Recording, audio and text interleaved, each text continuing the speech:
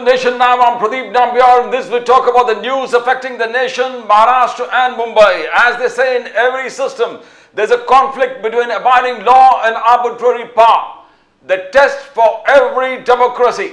It stands or it falls according to its own choice, whether to give supremacy to the law or to the will of the people, whether to constitute a moral association maintained by duty or a physical one kept together by force. We are joined in our studios by esteemed guests. We got Ajit Chavan ji from the Bharatiya Janata Party. Ajit Chavan ji, namaskar. Asif Farooqi Sahab from the Indian National Congress. Asif Farooqi Sahab, namaskar. Advocate Inderpal Singh from the NCP. Ajit Pawar ji, Advocate Inderpal ji, welcome to the show. Asif Farooqi Sahab, आपसे शुरू करते हैं. Swearing in ceremony 5 तारीख को होने वाला है. देव फडणवीस जी as a chief minister, मगर महायुति में रंबलिंग्स है. एकनाथ शिंदे जी नाराज है. एकनाथ शिंदे जी गांव चले गए हैं 2 दिन के लिए इनकम्युनिकाडो. कोई कंट्रोल, उनसे वार्तालाप, डायलॉग्स नहीं कर पा रहे हैं. तो आप ये चीज को कैसे देखते हैं? क्या डिले हो रहा है सीएम अनाउंसमेंट में? आप आसिफ फारूकी साहब कैसे देखते हो इसको? I can't hear Asif Farooqui साहब. हेलो, बोलिए फारूकी साहब, बोलिए. यहाँ तो मेरा माइक भी ऑन है. हाँ बोलिए बोलिए फारूकी साहब, बोलिए. I can hear you. तो अभी मैं आपके टीवी शो पे आने से पहले एक न्यूज़ देख रहा था कि बहुत बड़ा कुछ ऐलान करने वाले हैं शिंदे जी. तो इस किस्म की खबरें अगर सच भी हैं या झूठ है, लेकिन फिज़ा के अंदर बहुत ही डिस्टर्बेंस है, न सिर्फ शिंदे जी के बीच में बल्कि मां विकास आघाड़ी के बीच में. हर आदमी जो है अपनी एक कोई नई नई स्टोरी और थ्योरी लेके चल रहा है. और हम तो समझ रहे थे कि ये फ्राइडे को ही इनका स्वेरिंग हो जाने वाला है और इनके बीच में कोई परेशानी नहीं होगी. लेकिन जिस तरीके से अब हम देख रहे हैं कि नेक्स्ट वीक में भी 5 तारीख को होगी. मतलब ठीक है, मोदी जी बिजी हैं और हमारे होम मिनिस्टर जी बिजी हैं, इस किस्म की भी रीज़न दिए जा रहे हैं. लेकिन कहीं ना कहीं बहुत बड़ी गड़बड़ी है इन लोगों के आपस के बीच में. और आप अगर फोटोज़ देखें इनके जिस वक्त ये लिए हुए, ये सब एज अ पब्लिक हम लोग जब उसको देख रहे हैं तो शिंदे जी की बॉडी लैंग्वेज में और दूसरे लोगों की बॉडी लैंग्वेज में बहुत फ़र्क है. तो कहीं ना कहीं इनके दिलों में वो सफाई और क्लीनलीनेस नहीं है जो क्रिस्टल क्लियर जिस तरीके से इनकी हुकूमत बन गई है, गोलमाल हाउश पाउश करके भेलपुरी की तरह से कुछ भी मिला के एक टेस्ट अपनी इन्होंने एक गवर्नमेंट बनाने की कोशिश कर ली है. ईवीएम को और कोई स्कीम ला के, कुछ झूठ बोल के, कुछ सच बोल के देश की पूरी अखंडता और उसके कॉन्स्टिट्यूशन को बिल्कुल सड़क पे लाके कि किसी को भरोसा है नहीं है, इस तरीके की एक फिज़ा बनने के बाद किसी भी तरीके से ये अपनी गवर्नमेंट तो सीट तो लेके आ गए हैं, लेकिन गवर्नमेंट किस तरीके से बना पाएंगे अभी तक ये क्लियरेंस एक वीक हो गया है, लेकिन अभी हो नहीं पाया है. सर आसिफ फारूकी साहब, राहुल गांधी जी, मल्लिकार्जुन खड़गे साहब ने कहा कि ईवीएम नहीं चाहिए, we going back to ballot box. आपने जन आंदोलन के संकेत दिए आसिफ फारूकी साहब. जन आंदोलन पूरे देश में होगा ईवीएम के खिलाफ. नाना पाटोली जी ने कहा कि 5 बजे के बाद 76 लाख वोट्स कैसे गिरा, इसका सफाई इलेक्शन कमीशन को देना पड़ेगा. तो क्या सब कुछ ठीक नहीं है वे ईवीएम इज कंसर्न्ड? क्या दिखता है फारूकी साहब? सर आप खुद चले जाएं और एक आम जनता से पूछे तो ये जिस किस्म के रिजल्ट्स आए हैं, जिस किस्म की सीटें आई हैं, इस तरीके की एक आम जनता भी जो है इस पे भरोसा करने के लिए तैयार नहीं है. नंबर 1.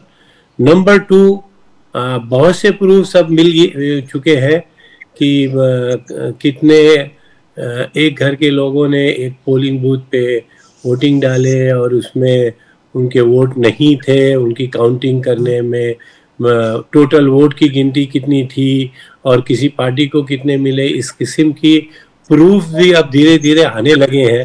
तो मुझको लगता है कहीं ना कहीं ये बहुत बड़ा मुद्दा बन गया है और जिसको कांग्रेस पार्टी जो है एज अ पार्टी लेके चलने वाली है और जिसमें हमको पूरी आशा है और पूरी उम्मीद है, यकीन है कि जनता जो है ये उसमें हमारा बहुत अच्छे से साथ देगी, क्योंकि ये सबसे बड़ा विश्वासघात तो जनता के साथ में हुआ है, उनके राइट्स के साथ में हुआ है, उनके अपने हक के साथ में हुआ है।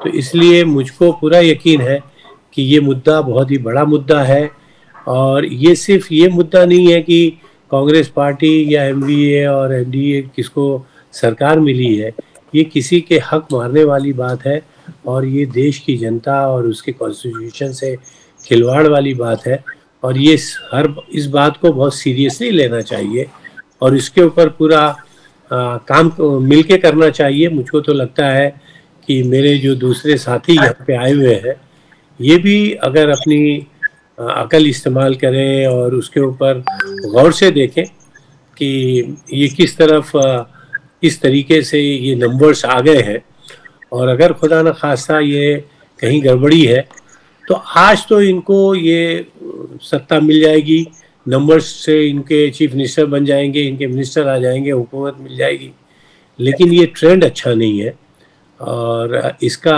खमियाजा जो है देश के हर एक वासी को भरना पड़ेगा, और इससे कोई कांग्रेस पार्टी या बीजेपी पार्टी या कोई भी इंसान बच नहीं पाएगा, और आज हम इसका वो खमियाजा भुगत रहे हैं। जन आंदोलन होगा। राहुल गांधी जी ने कहा आसिफ फारूकी साहब। We welcome Ajit Chauhan ji from the Bharatiya Janata Party. Ajit Chauhan ji, welcome to the show. नमस्कार। I'll go to advocate Inderpal Singh ji from NCP Ajitpur. आपने सुना आसिफ फारूकी साहब, उन्होंने कहा ईवीएम पे शक है, जन आंदोलन होगा। ये जो महायुति ने स्वीप किया है इलेक्शंस, ये नॉट एट ऑल, ये लोगों के मन में नहीं जा रहा है, लोग इसको एक्सेप्ट नहीं कर रहे, हम भी एक्सेप्ट नहीं कर रहे। जन आंदोलन होगा। Inderpal Singh ji, how do you see the statement? मुझे तो ये जो अभी वक्ता हैं आसिफ फारूकी साहब है इंडियन नेशनल कांग्रेस से, मैंने इनको सुना, बड़े डिप्रेस लग रहे हैं, बड़े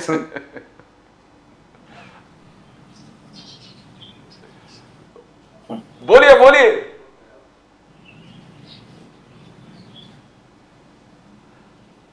Advocate Inderpal Singh, I think we've got some problem with this network.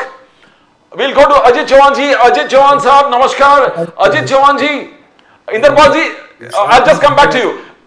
You know, confusion ho raha hai. Ajit Chauhan ji, uninformed sources says that Devendra Fadnavis ji CM है, घोषित होगा, 5 तारीख को स्वेरिंग इन सेरेमनी है, मगर लोग पूरे महाराष्ट्र के देख रहे हैं कि एकनाथ शिंदे जी गए हैं अपने गांव, incommunicado, not reachable, he is not well, he is sick, फिर तरह तरह के बातें, he doesn't want to be the deputy CM, he doesn't want union cabinet, he wants home ministry. Ajit Chauhan ji, सफाई कब होगा? चौहान साहब।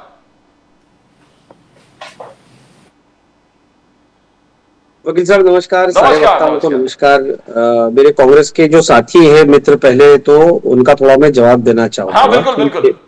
जिन साहब ने अभी कहा, तो मुझे ऐसा लगता है कि ये भारत की संसदीय लोकशाही प्रणाली पर आप लोग सवाल खड़ा कर रहे हैं।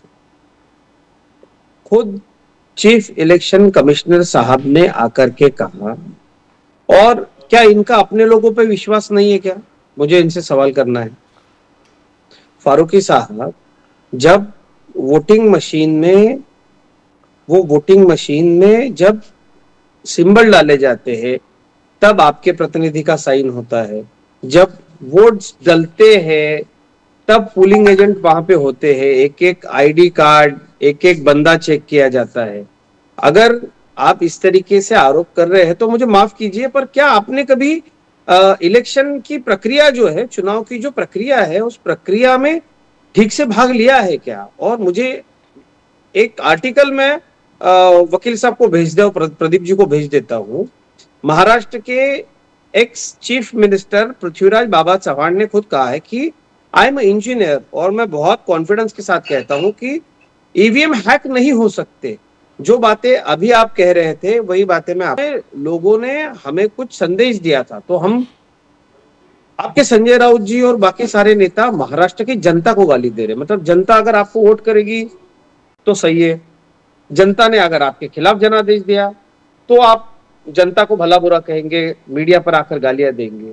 मुझे ऐसा लगता है हम एक ऐसे देश में रहते हैं कि इस देश की चुनाव प्रक्रिया पर संदेह खड़ा करना हमारे देश की एकता पर संदेह खड़ा करने जैसा है। मुझे ऐसा लगता है कि देखिए, कश्मीर में हमारे हक में नहीं आए रिजल्ट, कई ऐसे स्टेट्स है जहां पर हमारे हक में नहीं आए रिजल्ट्स। तो मुझे ऐसा लगता है कि एक सीजन पॉलिटिकल कार्यकर्ता के तौर पर मेरा ये मत है कि जब भी जनादेश हमें सोचने पे मजबूर करे तो हमें लोगों में जाना चाहिए। जितनी ताकत आप लोग ये अफवाह फैलाने में लगे हुए हैं कि ईवीएम हैक है, उतनी ताकत अगर आप, वैसे तो मैं सलाह देने के लिए आपको सलाह नहीं दे सकता, आपकी अपनी पार्टी है, आप सोचे, आप इस तरीके से ईवीएम के बारे में सवाल खड़े करते रहे, जनता हंस रही है और जनता के दिल में भी यही आ रहा है कि अच्छा हुआ इनको चुन करके नहीं दिया, नहीं तो ये लोग क्या हाल हमारा करते। तो मुझे ऐसा लगता है कि अब ये विषय छोड़कर आगे बढ़े, हम क्या अच्छा काम करना है, किस तरीके से आगे जाना है। देखिए 7-7, 8-8 बार जब मशीनें चेक होती है हर पड़ाव पर, तब फारूकी साहब आपका भी एजेंट होता है वहां पर, आपके भी लोग होते हैं, तो क्या आपको अपने लोगों पे विश्वास नहीं है? तो कोई भूत पिशाच प्रेत आकर के वोटिंग करके चला जाता है क्या?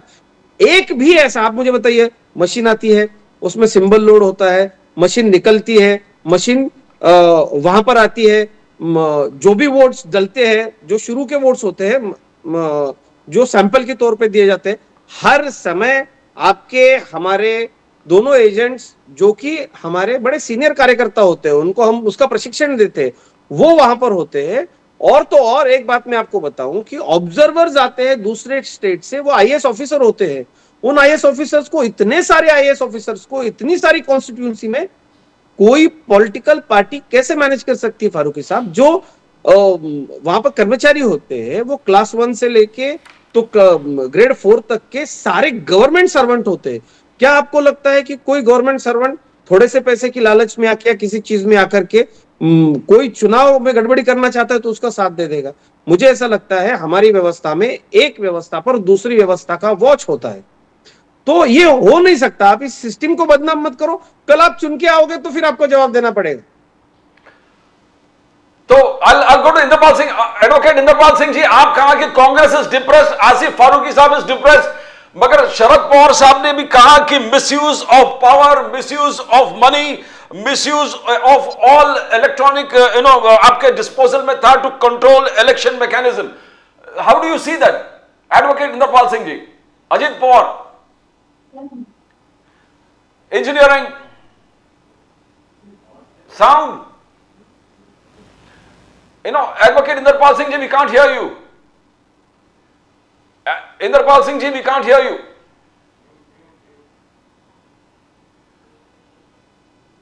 बोल दिए।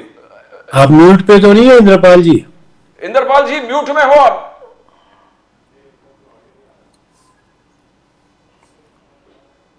Can the engineering correct it again? Please correct it, engineering. मैं आसिफ फारूकी साहब आपके पास फिर आता हूं। आसिफ फारूकी साहब, ये आपने क्लियर कट कहा, नाना पटोली साहब ने कहा 76 लाख वोट किस प्रकार से 5 बजे के बाद लगा। राहुल गांधी जी मल्लिकार्जुन खड़गे से ईवीएम एक तकलीफ है, जन आंदोलन जिस प्रकार से आपने किया, सीडब्ल्यूसी मीटिंग में भी आपने इस चीज को हाईलाइट कर दिया कि ये इलेक्शन मैल प्रैक्टिसेस और इलेक्शन रिफॉर्म्स में किस प्रकार से, तो ये कहां तक लेके जाओगे आप? नहीं सर, देखिए पहले तो मैं अजीत चौहान जी की बात एक वर्ड में खत्म कर दूं। हाँ। कि सर इन्होंने जो प्रोसीजर बताया वो प्रोसीजर बहुत खुला हुआ है, हमको भी पता है, इनको भी पता है। लेकिन एक चीज़ आप जो भूल रहे हैं वो ये है कि टेक्नोलॉजी के ज़रिए आज की तारीख में घर में बैठे हुए सब कुछ किया जा सकता है। ये आप बात मान के चलिए, हुआ है नहीं हुआ है ये मुद्दा है, उसको टेस्ट करने की। फारूकी साहब मुझे आप बताएंगे प्लीज कि जिस मशीन को किसी भी इंटरनेट का सप्लाई नहीं होता उसको आप कैसे मैनेज कर सकते हैं? सर बगैर इंटरनेट के बहुत सी चीज़ें की जा सकती हैं, ये भी प्रूफ है। तो वो और उसके अंदर वीवीपैट जो ज्वाइन किया जाता है उसके अंदर चिप डाली जाती है, उसके बगैर भी चीजें की जा सकती हैं। इसलिए ये बात आप मान के चलिए, मेरा टेक्नोलॉजी फारूकी साहब ये सारी चीजें ऑन कोर्ट हो चुकी है और ये कोर्ट में और एक बात आप कोई मान लीजिए prove नहीं सर, कर पाए। इंसान की बनाई हुई कोई भी अगर चीज है तो इंसान चाहे तो उसको कुछ भी कर सकता है, ये आप बात मान लीजिए, चाहे वो टेक्नोलॉजी तो हो चाहे फारूकी वो। साहब फिर मैं ये अब रह कहूंगा गया आपसे सवाल कि कि हमने उसमें हम कितने जरूर हैक ऑनेस्ट किया है, हमने और जनता का कितने दिल हैक किया। डिसऑनेस्ट है, वो हमको पता करने वाली बात है। वो अपने ईमान की बात है कि हम उसको, जैसे जेब में आपके मोबाइल पड़ा रहता है और आपका पूरा अपडेट हो जाता है, ये आपने देखा है, न कोई कनेक्शन है, न कोई वायर है, न कोई कॉर्ड फारूकी लगा साहब, रहता है। कोई यंगस्टर जिसको टेक्नोलॉजी के बारे में पता है, आपके बयान के बाद वो हंसेगा।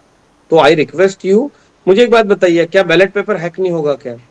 और नहीं आदरणीय देखिए, प्रियंका गांधी जी इलेक्शन में नहीं खड़ी नहीं, थी, इतने तो बड़े मास लेवल पे हम जो उनको भी आपने हरा देते। जिस तरीके से पास्ट एक में तो हम लोगों ने इलेक्शन करवाए हैं, और जी पूरी दुनिया जो है बैलेट के पेपर के ऊपर करवा रही है, एक से एक जो सर, तरक्की ऑस्ट्रेलिया से याफ्ता लेके मुल्क है वो न्यूजीलैंड तक सब वही अनेक करवा रहे हैं। प्रगतिशील कंट्री है जिनके यहाँ क्यूआर कोड नहीं चलता, वो हमारे देश में चलता है।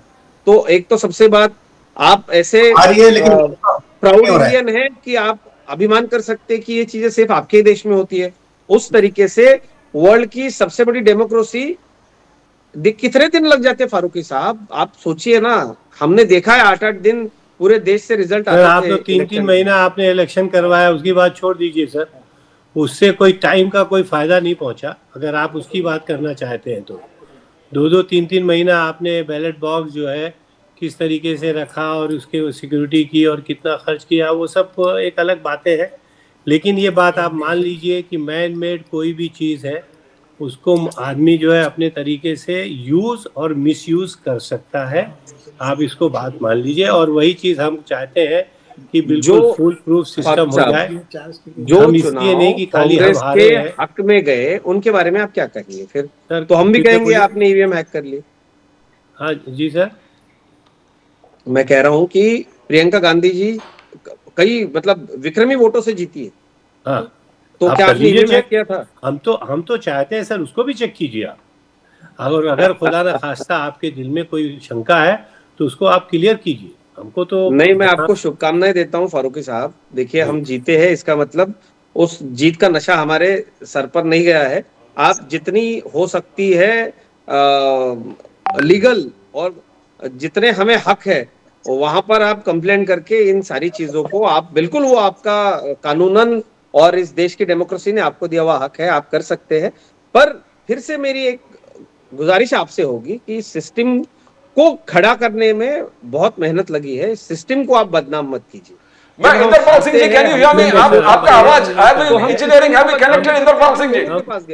महाराष्ट्र में हम क्या जो हुआ? चीज़ें मास लेवल पे आज डाउट क्रिएट हो गया है, और ये पिछले 2-3 दहाइयों से चल रहा है जो सिस्टम, उसमें पिछले 10 साल से थोड़े दिनों के लिए शुरू हुआ, फिर सर, लीडरों के उसके बीच में बाद आया, फिर 10 अब साल पब्लिक के यूपीए बीच की में आ रहा है, सरकार और रही, पब्लिक को ईवीएम भी पर वोट जो हुए, ये क्यों पैटर्न आप भूल बनते जाते जा हैं? रहा इंद्रपाल जी, है, आप जरा आइए। फारूकी। इंद्रपाल जी, कैन यू हियर मी? आपकी सरकार 10 साल रही केंद्र में। अजीत चौहान जी, इंद्रपाल जी से जरा पूछ लेते। अजीत चौहान जी, इंद्रपाल जी आपने से सही ईवीएम कहा का, सर। इंद्रपाल जी बोलिए। हमारी फारूकी साहब जरा 2 मिनट इंद्रपाल जी से मशीन सुनिए। लेके आई है, फारूकी लेकिन साहब जरा जैसे 2 मैंने मिनट। आपको फारूकी कहा साहब, था, सर, कि ये मशीन का फारूकी साहब, इंद्रपाल जी का जरा सुनिए। बोलिए बोलिए इंद्रपाल जी। आप उसको सही तरीके से कर सकते इंद्रपाल हैं, जी बोलिए। तरीके से। तो ये यूज के ऊपर है मशीन के, आप किस इंद्रपाल जी तरीके से बोलिए। आपने उसको यूज और मिसयूज किया है। जैसे मैं एग्जांपल दूं कि आपने 5 से 6% इंद्रपाल जी बोलिए बोलिए। Can you hear me Indrapal ji? हाँ जी अभी आ बोलिए रही है। बोलिए बोलिए। कैसे ईवीएम पे बहस हो रहा है? अजित पवार जी ने कहा अगर लोगों ने 5 महीने के बाद हमको जनमत दिया है तो इसमें हमारा दोष क्या है? बोलिए बोलिए इंद्रपाल जी। नहीं, मैं तो पहले कहूंगा कि हम इनका जो है सुप्रीम कोर्ट ने रिजेक्ट कर दिया। इनको बड़ी जो अपनी इंडिया की सबसे जुडिशरी है उसके ऊपर इनको कोर्ट है, उसके ऊपर विश्वास होना चाहिए। न्याय प्रणाली के ऊपर भी ये करेंगे और ये हारने के बाद में सब आरोप करेंगे, तो ये आरोप में कोई तथ्य नहीं है। अगर ये कहते हैं ईवीएम हैक हो रहा है तो इनको चाहिए कि ईवीएम हैक कैसे होता है वो एक डेमो देना चाहिए इनको। इन्होंने कहीं वो एक डेमो दिया नहीं है कि ईवीएम कैसे हैक होता है। आपने कई देखे होंगे बड़ी फेक वीडियो होते हैं कि आपने कोई भी बटन दबाया और फला चिन्ह के ऊपर चला गया, वो सब फेक वीडियोस होते हैं। और फेक वीडियोस आज इंस्टाग्राम पे और जगह पे बड़े पैमाने पे चल रहे हैं।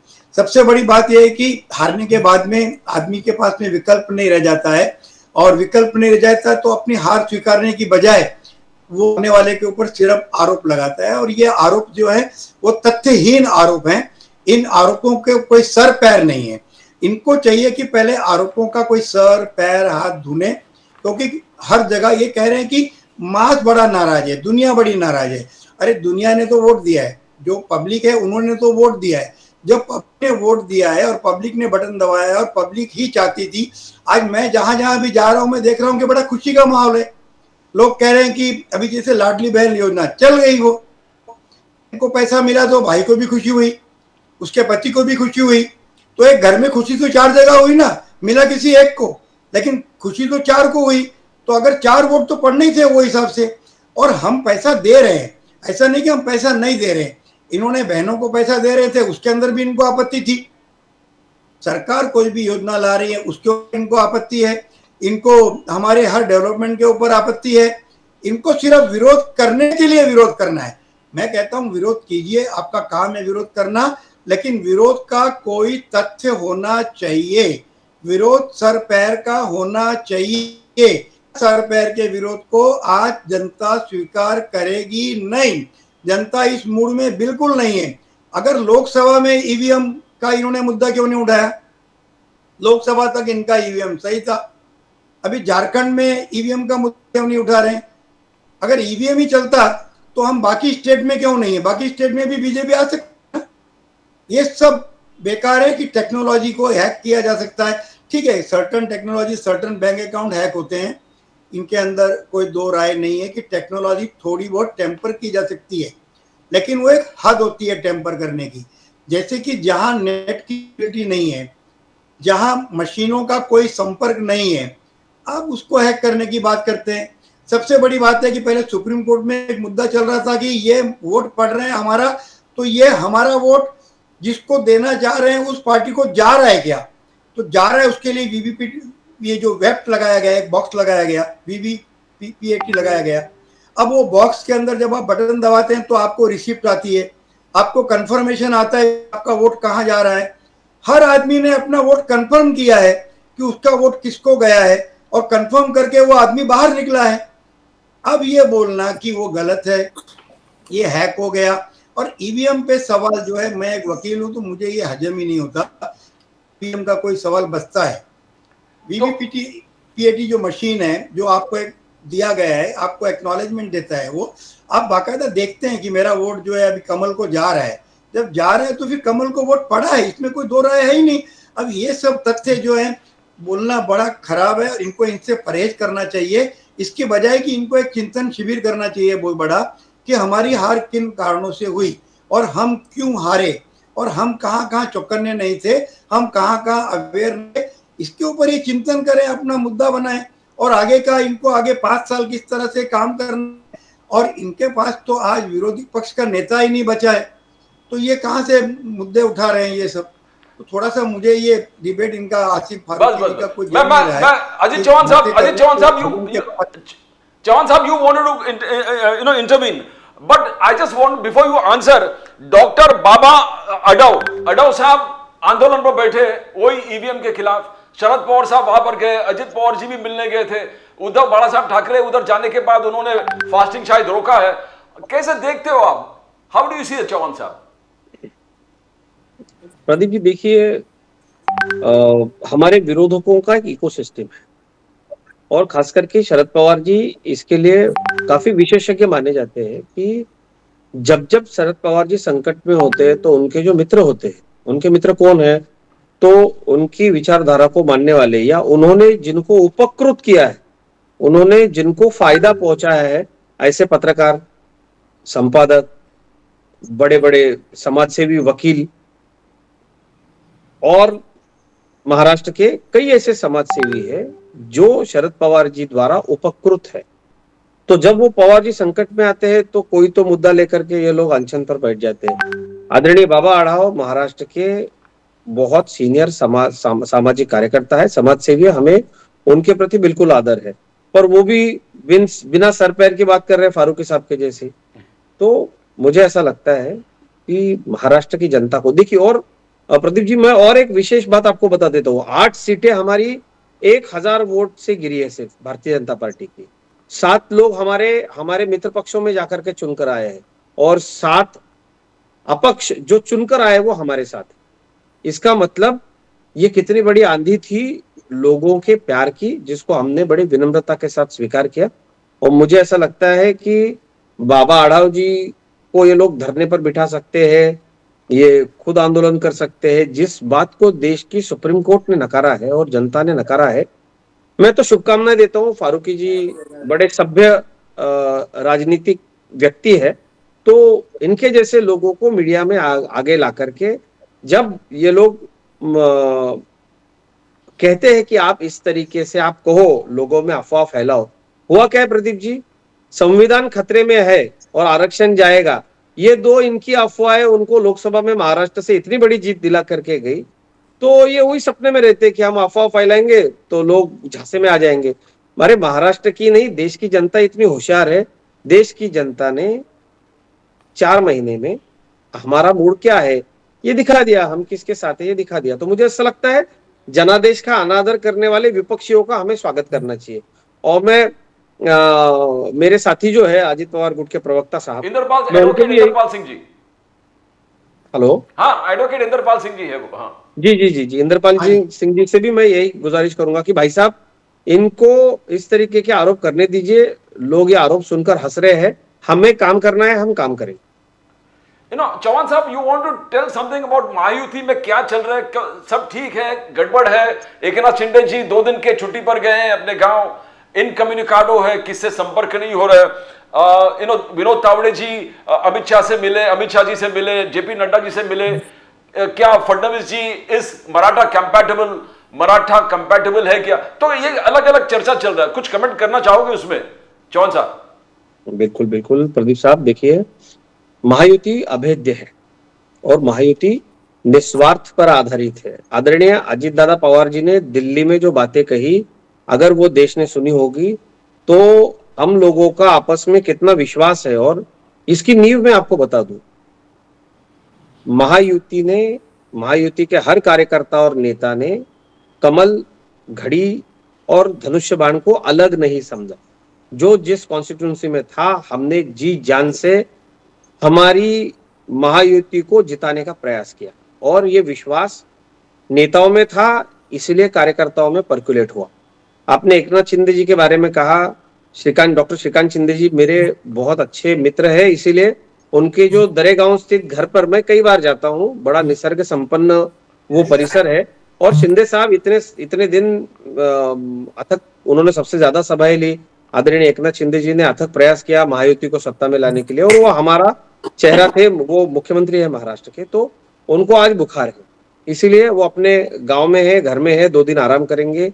कल हमारे भारतीय जनता पार्टी के ऑब्जर्वर आने वाले हैं। और प्रदीप जी, मैं आपको एक बात बताता हूँ, हमारी पार्टी किसी के बाप दादा की पार्टी नहीं है, हमारी पार्टी किसी फैमिली की पार्टी नहीं है। हमारी पार्टी भारत के संसदीय मूल्यों पर चलती है। हमारा एक हमारी कार्य पद्धति है और उस कार्य पद्धति के हिसाब से ही सारे निर्णय होंगे। और ये बाकी की सारी चीजें जो है, देखिए हमारे आदरणीय विनोद तावड़े जी हमारे संगठन महामंत्री है राष्ट्रीय, तो वो तो अमित भाई से मिलेंगे। तो तावड़े जी मिले तो मराठा वाला विषय बीच में लेकर के आए। शिंदे साहब की तबीयत खराब है, वो गांव चले गए तो वो नाराज है। शिंदे साहब हर हफ्ते अपने गांव जाते हैं, उनके वहां खेती है, वहां पे कोई किसी मोबाइल टावर का, वो कोयना डैम के सातारा डिस्ट्रिक्ट में ऐसा दुर्गम महाबलेश्वर के ऊपर है और वहां मोबाइल टावर वगैरह कुछ नहीं है। तो वो आराम करते हैं और बड़ी स्फूर्ति के साथ वापस से उनका स्वास्थ्य ठीक हो जाएगा। कल आज डॉक्टरों ने उनको देखा है। आदरणीय देवेंद्र जी, आदरणीय अजित दादा, आदरणीय एकनाथ शिंदे साहब के नेतृत्व में महायुति बिल्कुल अभेद्य है। हमको 5 साल सत्ता में रहने का जनादेश मिला है और ये सत्ता हम महाराष्ट्र की आम जनता के लिए इस्तेमाल करेंगे, इंफ्रास्ट्रक्चर का विकास करेंगे और आदरणीय प्रधानमंत्री नरेंद्र मोदी जी के आशीर्वाद से 5 तारीख को महाराष्ट्र का अगला सीएम शपथ भी लेगा। आसिफ फारूकी साहब, आपने सुना एडवोकेट इंद्रपाल सिंह जी ने कहा कि आपको एक कमिटी बिठाकर इंट्रोस्पेक्शन करने की जरूरत है। आप इंट्रोस्पेक्शन नहीं कर रहे हैं, आप ईवीएम पर दोष देकर इन लोगों को गुमराह कर रहे हैं। तो क्या आपने इंट्रोस्पेक्शन के लिए कमिटी भी बना कर रखा है फारूकी साहब? तो जी, हमारी इंट्रोस्पेक्शन किस आपने प्रकार से देखा देखते हो होगा आप? कि बोलिए बोलिए फारूकी साहब। इन सब चीज़ों के ऊपर CWC की मीटिंग हुई, और जिसमें जो इंटरनल हमारे जो चेंजेस हैं, जो हमको पूरा अपनी पार्टी के बारे में सोचना है, महाराष्ट्र के इलेक्शन से लेके और जो इतने बाई इलेक्शंस हुए हैं और छत्तीसगढ़ के हुए हैं, सब इन सब इलेक्शंस के बारे में डिस्कशन हुआ।